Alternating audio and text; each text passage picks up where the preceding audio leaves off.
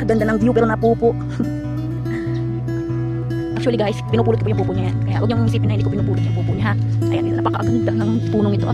At lalo pag yun, daming wire na. Ayan, napakaganda niya no. Yan, napakaganda ng si grabe yung kanong hanap. Ayan, sa pa. Lalo na sa pupunong ito, napakaganda. Ayan.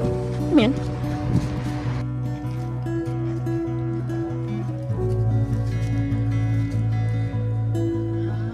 Ganda ng ating malaking kapunuan. Ayan. Sarap umakyat ah. Ikaw na nga ang hinahanap ng puso, ang siyang nagbibigay ng saya at tamis sa buhay ko. Ikaw na nga, ito, tar.